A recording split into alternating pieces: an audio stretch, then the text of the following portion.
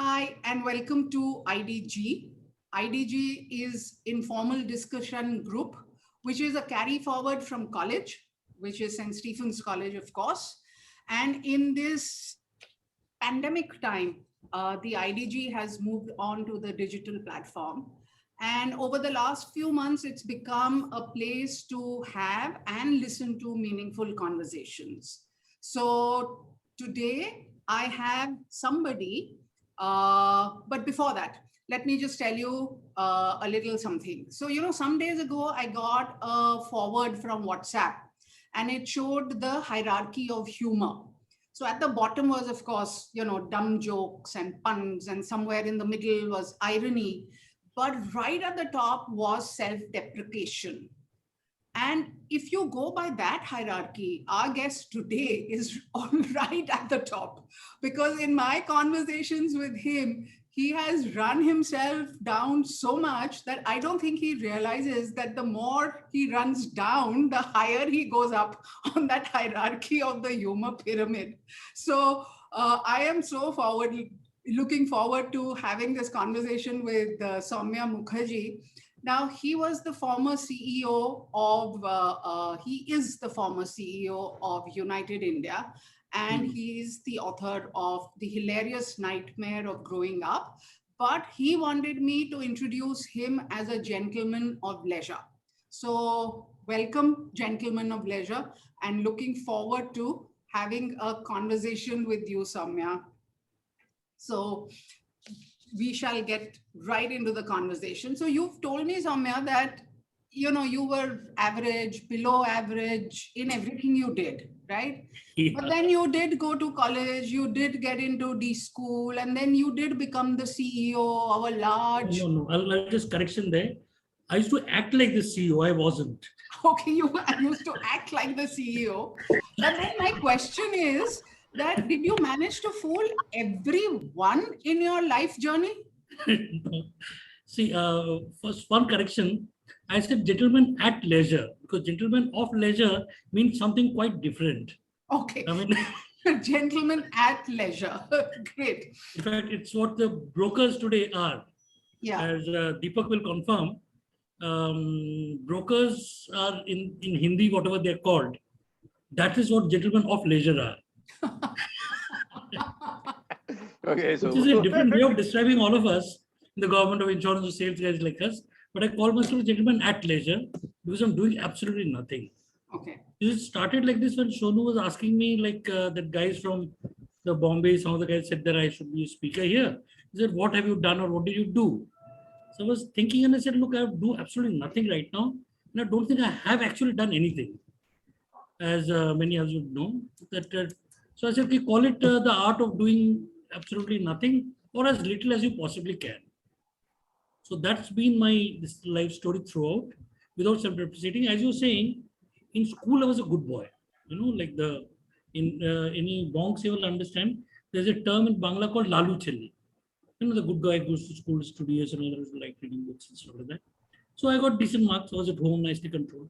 Then I joined Stephens not by any plan or anything like that, because like all middle class people in India, especially bongs, the parents wanted me to be a doctor or an engineer. Since my dad, granddad, everybody, all uncles, cousins, everybody was an engineer. If you're not one of the two, you're like not there. So I was in a holiday in Delhi with some friends of mine, one of the army guys. So they said this Stephens is a very cool college, man, let's apply there. So I said, why? What's all this thing? Then he gave a clinching argument that there's this particular lady, again, an army kid, says, she has joined last year. I don't want to name because in case he might still be there, part of a group or anything like that. So immediately I said, I'll apply. And I did, and there was an interview, and I got an interview was very cool. They asked things like, what do you read? And nothing academic, nothing technical. So Rajpal was there. Reverend Rajpal was there. So what do you read and what does your dad do? This, that, and I was selected. So borrowed some money from one of my dad's friends. It wasn't much those days. And got myself admitted into res. And then told my dad. So by doing practically nothing, I was in college. Then I hung around there doing absolutely nothing. I didn't do any studies, so my grades went. See, when you're a good boy at home, people watching, it's a different thing. Once you're out there, then you learn everything. What grows behind the common room, what's available in Himachal, what you get in Majnu Ka Tilla, what's the Deepak is having a great time. Yeah. I don't know if you guys knew, if you walked up to ISBT and sat down in the rickshaw, they would take you straight to Majnu Ka Tilla. You used to get the Tibetan hooch that Himachal people will know. So I got involved in so many interesting things. There was KTM Spice, of course, and other stuff. Library was great. I was to read anyway. I was intoxicated. I was absolutely addicted to reading. So I did that, and the grades kept steadily going downhill. But luckily, D school had an entrance exam where you can tick things. So where you can tick things, I get through. You don't have to do much. I even cleared the CAT. In those days, I was supposed to be a very big thing because everybody was sitting for it, sat for it. I mean, a lot of you guys would have done it. So I sat it because you have to tick things, and because I was a Woodhouse fan, I could get the vocab right, and I was doing this maths puzzle. Do you remember the Maths Society in college where they give you $100 prizes if you got the first answer right? So for the $100, we used to do that. So because of all that, I got through. The interview, I went and talked nonsense, so they laughed me out. So we chucked out. So then the D school was the other option. There again ticks and you got in. And D school, there was no attendance. So I completely stopped going to class. So that was really cool. Only in the when I got into college, my dad was very upset that what is he doing? Who does eco and all this nonsense? And his boss, thankfully, was a Stepanian. So he convinced my dad because it's a very cool place. He goes in there, out comes an IS officer. So my dad was convinced I'll become an IS officer, but I did nothing as usual. So I cleared the prelims, like Vijay was saying, couple of times, but never sat for the mains because for mains you're prepared. Prelims you can take. And D school, one guy again, there's a guy from KM who taught me various useful things for survival. One of them was Hindi. I couldn't speak any Hindi before that because Stevens, everybody spoke English. When I was in Jubilee Hall, then you had to learn Hindi. So I learned Hindi, how to steal bikes with that keel. Deepak I think knows about that. Those old bikes, you could start with those old screws, the nails which had grooves on it. You started like that without a proper key.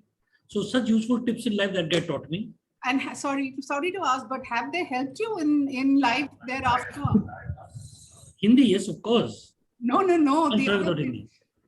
So I was never a leader. I was a laid back guy. Somebody else did those things and I was with them, going behind. Yeah. And he was a very useful guy because he told me, look, we are middle class guys. We need a job afterwards. And otherwise, if you're preparing for the IAS, first year, like beta IAS ke tayari kar raha hai, all of you would identify with that, those who have made it and all. So a lot of khatir at home. Second year, when you're trying for the second time, those days used to get 3 tries. Na? Second time, they're a little, chalo. Third time, roti upar se fact ke dega. So it's better that instead of waiting for those 3 tries, Pallavi is laughing a lot. You got it in the first try. I didn't take it, but I know what you're talking about. So he said that if you remember, PSU exams, जो दीपक ने भी लिया, मैंने भी लिया, and when Vijay also got RBI, where again you have this MCQs. So कुछ टिक करो तो नौकरी मिल जाती है. अगर यहाँ टिक मारने से नौकरी मिलता है. Yeah. That's how I got in. Yeah. And then I just stuck on there. I just sat there doing nothing. Like guys like Deepak left and actually become CEOs here and there. But I only behaved like a CEO and hung around doing nothing. And it was quite successful. Then one of my bosses gave me a very good tip. So I asked him that how are you so successful as a branch manager? I was doing OJT there. He says, look, all our people, this again people will appreciate and this applicable to all PSUs. He said, we work very hard not to let anything happen, not to let business come, not to do things. So if you don't do anything, you'll do very well. All business will come, will grow. But something that you did. That was a brilliant solution. Yeah, but Soumya, one thing that you did well in your job was that you met this fiery Sardarni and sparks kind of flew. Yeah. Right? She's the CEO. She became the CEO. In fact, she's the first woman CEO of an insurance company in India. Yeah. The big glass ceiling broken. The laptop is also hers, which is why it says T-A-J-I, she's called Tajinder. But tell me, Yeah. what was the fusion of Punjab and Bengal like? What adjustments did you have to make? Oh, that's also crazy things happen. Like, no, not adjustments that much, except for the food part, Like, we still haven't sorted out the problem of whether potol is better or tinda, or tori is better or chingi, those kind of things. And I hated rajma chawal and stuff, which when my kids love. You know why? A couple of things which I hated was curry. That's thanks to our Charles. All of you were in res know. I mean, you ruined curry for me. You ruined rajma for me. Curry is such a delicious dish which I discovered much later. I used to hate it. We used to call it something which I can't talk about now. But all of you will know what we call it. Yeah. Charles' stomach was upset. So curry. किसी चक्कर में कड़ी खाई नहीं पता देख के I used to remember that. Acha, And when we got the palak, such it's a delicious dish, but palak was always supposed to be the day after they mowed the lawns. कल lawns घास कटता है palak मिलेगा हमें. So because of all that, Punjabi, North Indian food was a bit of a this thing so called for me. yeah. And yeah, I happened to have, see what happened was in the company United where I was, my business kept growing very fast, doing extremely well. So I was considered the blue-eyed boy and all without having really done much. And when all these guys, then the privatization came, and all the smart guys like Deepak and company, they left. So that left the field open for guys like us who do nothing. So we kept rising very fast. And then competition became tough because all these MNCs were there, the brokers were there, everybody was there, which Vijay was talking about. The RBI business apparently also we have lost. They used to be our clients earlier. In fact, they were my clients when I was heading Bombay, heading the Western region that day. So what happened was I found a very good method of working. I was heading North, that I was heading Delhi or corporate business for North India. I found a very nice friendly cartel. It's a bad word, of the 4 PSUs and 5 private companies. We're mostly friends. I mean, guys who were there were pretty chilled, and we all used to meet in the evening for drinks and things. So we were good friends. So we found a little cartel. And because of that, business kept coming. I would not take anything. It was totally like the coal mafia. Okay, this tender you take, this tender you take. The Yeah. business grew very well. So Yeah. bosses were very impressed. In fact, that was one of the questions asked in a promotion interview. That look, everybody's crying about the competition and the rate cutting and things, and you're doing so well, growing so well, showing profit. What happened? So I said, it's a really dirty word which you're not supposed to say in public. It's a cartel. So, Yeah. so that happened, and then I was in sales almost throughout. Till at the end, you know what they do when you're doing good at something like that, you're promoted to the level of your incompetence. I was shoved into the boardroom. Now that was horrible. You know, I mean, I was in the boardroom not carrying the tea, but where I was sitting and somebody else was getting the tea. So it was horrible because you have to go through things like board notes and regulations and IRDA and all kinds of stuff that went over my head. I mean, I had to actually go off to sleep when these things happened. So that was Yeah. all ambition of becoming a CEO was killed there. Boardroom was the limit. So the number. Oh, they gave me the CMD's bungalow, which was very nice. Living in Delhi in a bungalow in Jodhbag with a nice garden and 5 bedrooms, but I was living all alone. So I just furnished one room, and all the others were like, the Phantom's room. Guys of my generation remember Phantom? The Ghost Who Walks? Yeah. When he came in, there was this empty room with a mat. Yeah. So most of my rooms were like that. So when friends who came down from outside to India, that was place to stay. It was also a place to party. So that was like that. In between,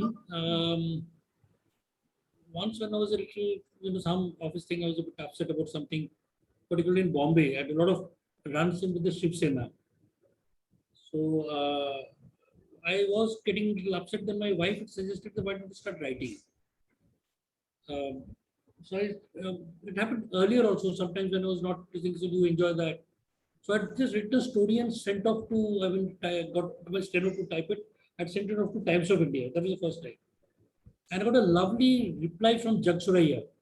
I just addressed to editor Times of India. Got a lovely reply from Jag Suraiya with a check of $1,000. An acceptance letter that then told with a request to write regularly for them once a month. They said, more frequently we can't publish you.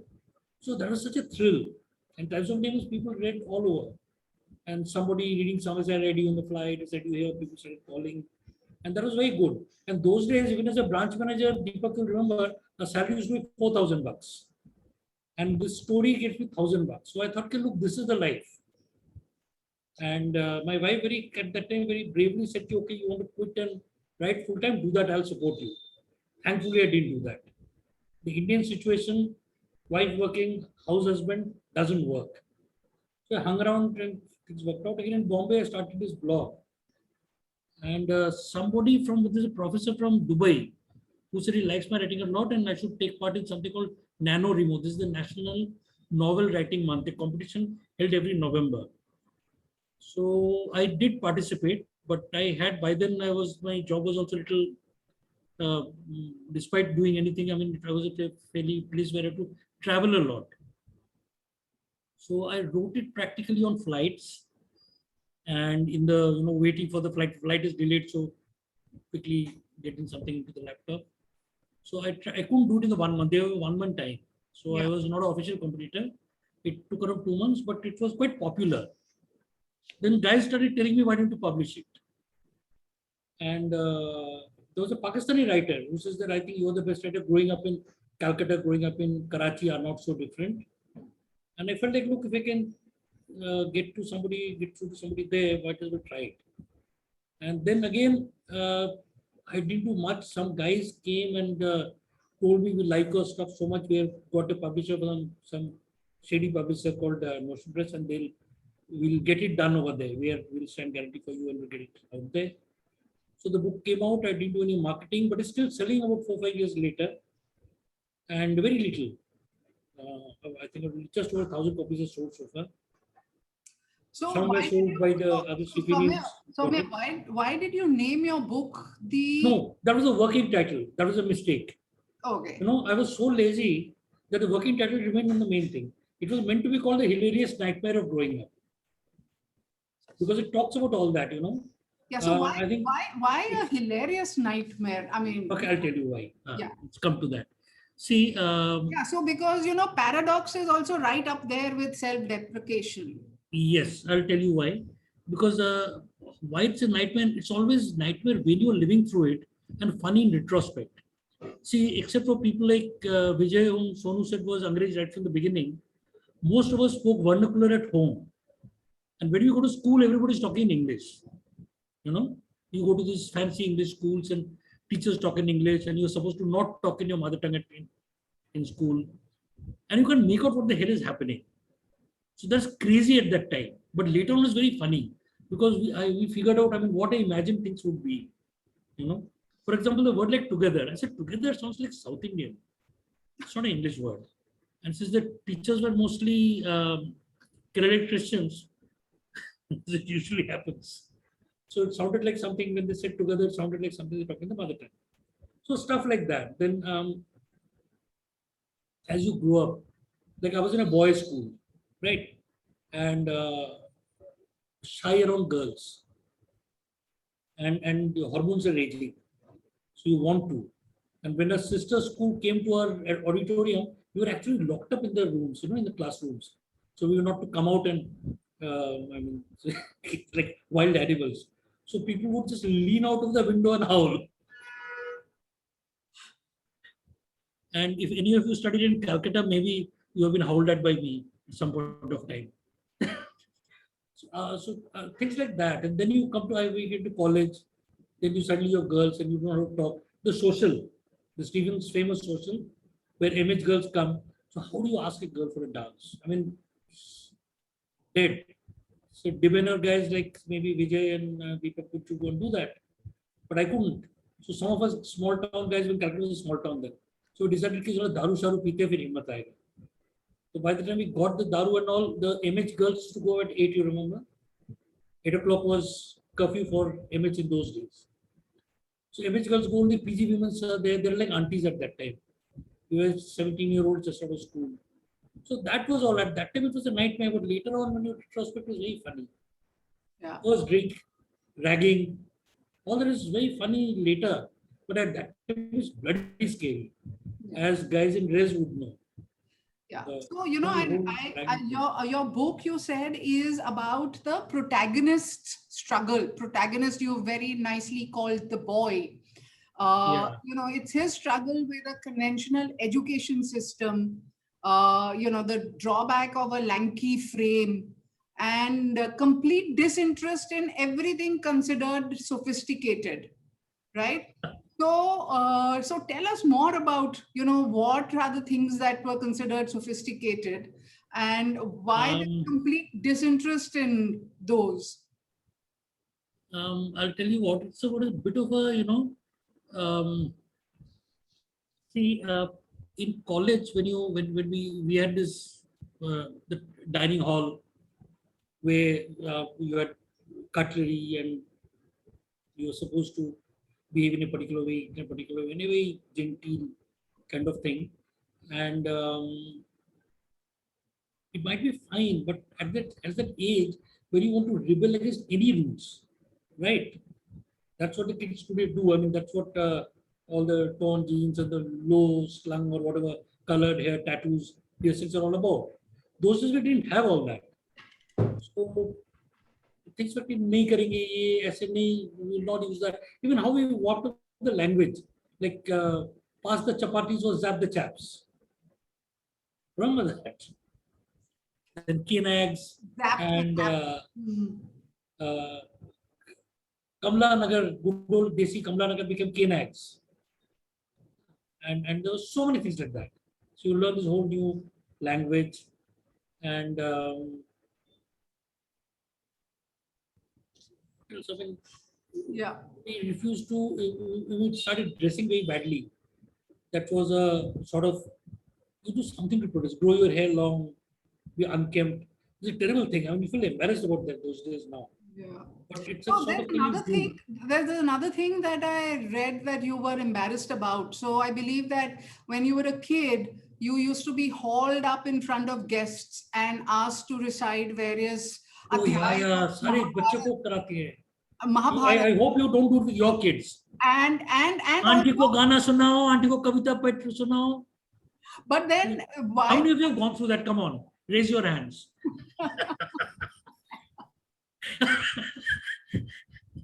Yeah, Okay, isn't it? yeah. So why did they ask you to recite Mahabharata, and why did they then believe that you remembered things from your past lives? You'll be reading my book. Okay, thank you. See, I was very, I mean, heavily into reading right from childhood. If I could read, somebody used to tell a story. And there was this very nice Mahabharata at home, this Bengali version. And I had my help used to read out from that. So I remembered a lot of lines. So once when I was called to say, Ki, Acha, kuch sunao, so I just quoted something from Mahabharata. And which got the all the, I was freaked out. I mean, छोटा सा बच्चा कुछ 3-4 साल का, why is he suddenly quoting from the Mahabharata in a very archaic language? Which I remember. Kids remember a lot of things. You know, I was just listening to my daughter when she was about 4 or 5. My mother used to have us sing Rabindra Sangeet, which she wouldn't know a word of. She didn't know a word of Bengali then. And I was saying, how do you do that? He says, kids just learn by rote. Whatever I was hearing, was repeating. I didn't know what it meant. And they have a very good memory. They can. So, Yeah. that's what happened. And then they said, okay, this guy is a genius child. So I was convinced I'm a genius child. To stop studying. So that's so that didn't work out very well with my grades, of course. Then so that's what happened. And then my blog got very popular. When I started a blog again, it got fairly popular. I just saw yesterday 75,000 people have read it. So I felt very happy. 75,000 people reading something, although it's free. Yeah. When you have to pay for it, only about 1,000 guys have bought it. Mm. But yeah, there's an interesting thing. One of our college guys called Amit Mukherjee. I don't know if you know him. He's in the World Bank, a very big shot in the World Bank. He was in the IAS earlier, and he quit and went to the World Bank. He's done a very long review of my book on Amazon, where he's saying that it is a sort of sociological study of India changing. You know, those are the days of transformation coming in, the opening up and all that is shown in the book. I don't intended any of that. Yeah. It was not an intellectual thing. but definitely that can be read into. Yeah, but Soumya, let me just expand the scope of the conversation a bit. Yeah. So if you say that our growing up years were a hilarious nightmare, Yeah. how would you define the growing up years of this present generation? Oh God, they grew up so fast. Before, I mean, everybody was in, we were talking about that. I said, when we were young, we knew that there were two genders or three at most, three genders, and about three kinds of sexuality, right? I've just discovered from my children have taught me that there are about some 5 or 7 or 8 genders growing every day, and a dizzying number of sexualities with a lot of alphabets of the letter. This moving to that, LG, this not LG, things like that. So that's. I mean, I think that's a nightmare. And ours was a very peaceful time. And lots of other things. They have so much angst, so many other things. They claim that we have ruined the world for them. We said that of our parents, of course. Probably they said it of their parents. But it now happens every 5 years. Every 5 years, the generation changes. They talk about things in like in technology, in sociology, and the things they read, the things they do, which I don't think I think we were far more laid back and casual. Although Naxalism and all that happened in our time, protest बहुत कम होता था. I remember, oh यार protest हो रहा है, चल तू बंगाल कलकत्ता का है, you be good at it, चल चल चल चल घेराव करते किसी को. You know, those were the kind of things we had. And protest was basically smoking pot and stuff like that, and growing your hair long, and getting arrested by cops once in a while. Cops were also very polite those days. They didn't beat you up and all that. And there was no IDs and things. There's names, and I don't know who was in our time when those arrests were happening. Dilip Simeon. Anybody there when Dilip Simeon's arrest and the whole agitation? My generation, you were before and you guys are later. Okay. So the cops came and arrested us, and they said, "What's your name?" Everybody said Rajiv Gandhi. And they note down Rajiv Gandhi. And then they take you down a little way and then drop you off. I mean, they don't really arrest you or something. Yeah. And one famous incident happened where a lot of guys were locked up in that Parliament Street police station, and the IAS interviews or something was happening, or exams were happening, something was on. So they had to get away. And there was no space for putting those guys in. So they had to put in a school room or something over there. There was some, I think there's some school on the Parliament Street near the police station. So the guys who didn't want to get into trouble and only interview, they just escaped from the window. It was very cool. They just ran away. So next day when others went down to ITO or the police headquarters to get them released and all, and naturally they said, chhod do, bachche ko chhod do. So when we went down over there, chhodna hai, so they were taking, okay, Rajiv Gandhi, nikalo, Rajiv Gandhi, nikalo. Then in the head count, they found out that they have less guys than those who went in. Then the police said, koi nahi niklega, sare andar. तो habeas corpus को कर देगा, बंदा मर गया. So you have to catch this guy. जितने बंदा अंदर गए तो उतने बंदी बाहर आएगा.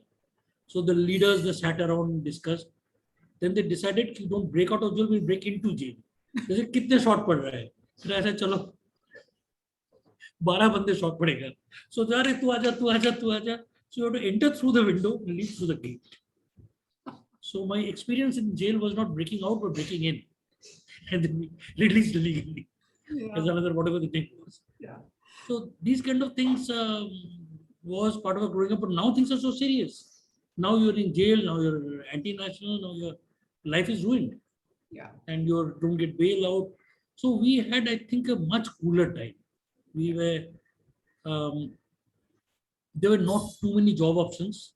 Sarkari naukri karna tha, sabko 3-4, you sat for those and you exams and you ticked and you got the job here and there.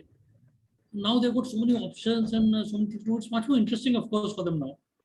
Yeah. They can explore, they can do things like finding themselves. Like my daughter who's in art school. Now, who drops out of art school? I mean, you could drop out of a normal thing to go and do art. She decided to drop out of art school and go and discover herself traveling the country and all, with a theater group, doing street theater with some street kids and all that. So then their art colleges also, art schools are very, very sort of laissez-faire. So they give her a break year. So chalo jao, ek saal tum discover yourself, then come back and do it next year if you want to. So she went and did that and came back. अगर if we used to have that, अगर मुझे मिल जाता ना कि okay, you can drop out and go and find yourself, I would have been lost finding. So, never come back. Yeah. No, Soumya, so like you say, times have changed indeed. Yeah. But you know, when you talk of humor used to be quite stress-free till some years ago. You could joke about anything, right? And Political correctness. these Everything we days, see. humor itself is very stressful. You don't know who will get upset at what, yeah. and, you know. So you're careful about making jokes. As somebody who uses a lot of humor, what do you say about it, and how do you protect yourself? I have got into trouble a few times. And the most interesting thing is the worst trouble I got into was not for making a political or religious comment, but for making a very funny, when I thought it was very funny, a lot of others also thought it was very funny, parody on my favorite things. Your favorite things? The Sound of Music, all of you have seen Sound of Music? Yeah. I think nobody in our generation has not seen Sound of Music. You remember that when the dog bites or when the bee stings and that raindrops and roses and stuff like that. So honestly, do any of those things cheer you up? I mean, they're not Indian by any stretch of imagination. And we didn't even know what the hell strudels were. You know, what's a strudel, all the things strudels and strudels. I don't know what the hell they were. I found out in Manali, by the way, and it was not that tasty either. There was this Blue Danube cafe, one of the hippie cafes where I discovered what these were. So while we were in college only, I had written an alternative version. I mean, what we like. What are the things that happened to us and what. So I wrote a story about that thing, and a lot of purists went after me. How can you ruin that song that is part of our childhood? And I got trolled like crazy. And I got even chucked out of one of the music pages for the story. But that apart, yes. Nowadays, people are very sensitive. You can't crack jokes about surds. You know, and the surds are the first people to crack jokes about themselves. Most surd jokes are started by surds. Sonu's married to a Sardar. I'm married to a Sardarni. So we know they enjoy jokes and they make it themselves. There's this story about this thin Bengali like me. I'm fat now. Used to be thin then. Having a big Sardar in front and not daring to tell a joke because it was all jokes. He was remembering his Sardar jokes. So this, when the son was whining, so he started saying that ek si madrasi. The son gets very angry. Sir, मैंने तो कुछ नहीं बोला. करे एक सी मद्रासी कैसे बोला? ऐसे सदारा मर गए क्या? Right. But now you can't say Madrasi. Now you can't say Madrasi. That's it. Can't say Now you can't say Madrasi. You can't crack half the jokes.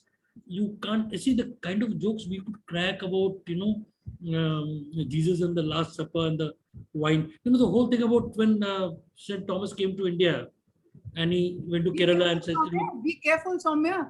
I mean, this may get you into trouble. exactly, this got me into trouble. This may get into you. No, very simple thing. Like when he said, why convert? People were saying, look, our God came up from the death. And they said, no, our gods are already Amar. So I said, okay, he can raise people from the dead. He says, no big deal. He said, he can convert water into wine. And half of Kerala converted. So harmless joke like that offended somebody very badly. Yeah. And there are certain jokes which you can't crack. And I do something fairly innocuous said a while back. Yeah, okay. You know, that's a story about the true symbol of love. Earlier it used to be Taj Mahal. And going by Sajan's story, the last thing it was about was love. So the new Hindutva people were saying that no, the Ram Setu, Rameshwaram is the true symbol of love because he built it to go and get her and all that. So I pointed out, look, that was basically patriarchy because all he wanted was to show that when I'll get her back. Because he didn't take her back. He said, go through this and that. So that cannot be. Then I told a story about this real life story about, Dr. Bidhan Roy, first Chief Minister of Bengal, who as a poor student wanted to marry his professor's daughter, whose name was Kalyani. The professor said, you very poor doctor, you can't afford this thing. Your salary will be less than a pocket money. So he struggled, he went abroad, got all his FRC's degrees, came back, became a very famous doctor. But the girl was married off to somebody else. And he never married in his life. rebuilt West Bengal. He did all that happened to West Bengal was what he built. And he named this township which he built called Kalyani. So I said that township is the real symbol of love. Now I got trolled by both sides of the thinking. Shahjahan ko kaise bol diye, Ram ji ko kaise bol diye. Gaya main to. But thankfully, whenever I get trolled by like 3 extremists, 5 normal people jump in to say ki school and don't do that. So that still that sense still prevails. Yeah. And yes, that has happened a number of times, but things are getting scarier and scarier now. You can't say this, you can't say that. And every time the terms change. Yeah. What do you say? What's African American? What's something you can't say. I mean, how the No, words would be normal? Soumya, sorry. So this Yeah. is an interesting conversation, but let me just ask the last question while we are Yeah. recording, and then we'll have the more interesting conversation. So my last question to you is that you've lived in different cities: Delhi, Bombay, Calcutta. Yeah. Can you tell us what has been the experience of living in each of these cities, and how are they different from each other? Oh yeah. In fact, you know what? There's a story on that. I mean, I've done a story on that also about the 3 different cities and how very, very different they are. And actually, I've compared them. I wish I could read out. I couldn't remember offhand. And compared them with sort of like Calcutta. I said is like the aging courtesan. Somebody who was in her heydays a big glamour queen. The 60s of Calcutta and all that. But now aging and not that attractive. But people are there for the old memories.